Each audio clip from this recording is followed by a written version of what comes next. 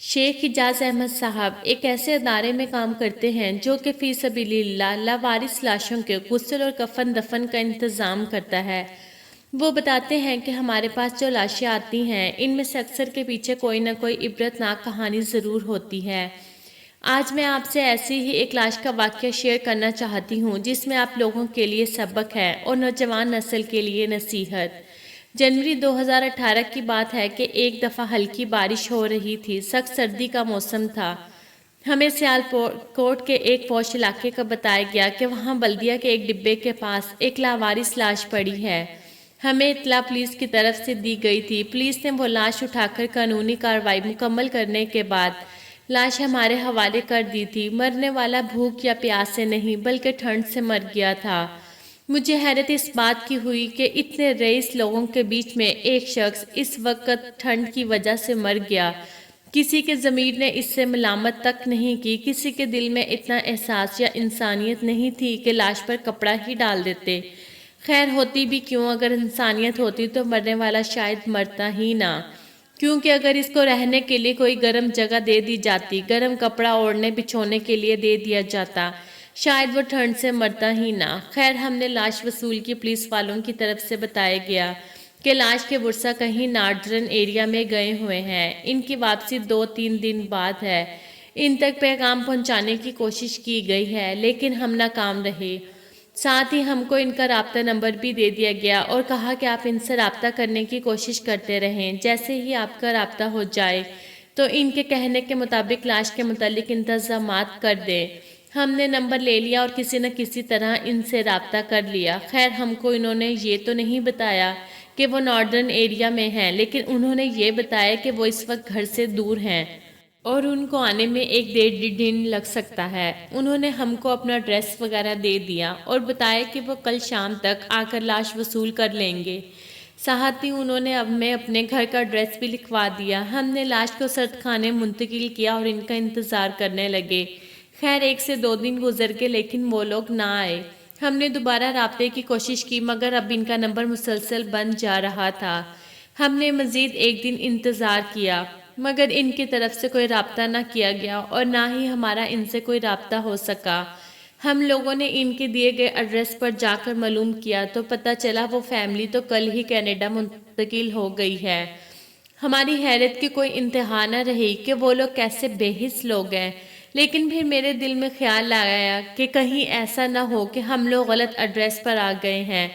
ہم نے پھر ان کو لاش کے متعلق بتایا، ان کو میت کی تصویر دکھائی اور انہوں نے بتایا کہ لاش یہاں رہنے والے لوگوں کے بزرگ کی ہے، یہ سونے کے کاروبار سے منسلک ہیں اور میت کا نظر آنے والا چہرہ اس کے باپ کا ہے، لیکن ایک عرصے سے اس شخص کو اپنے باپ سے قطع تعلق کیا ہوا ہے اور باپ کو گھر سے نکال رکھا ہے۔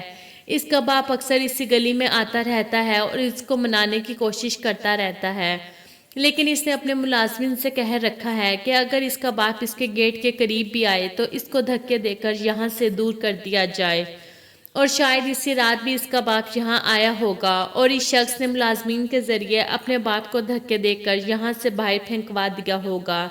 اور کیونکہ بارش بھی بہت زیادہ تھی، اس کے پاس ٹھنڈ سے بچنے کا کوئی انتظام نہیں تھا، اس لیے وہ بارش میں ٹھنڈ کی وجہ سے ٹھنڈے ٹھہر کر مر گیا۔ مجھے یہ جواب سن کر کپ کپی طاری ہو گئی۔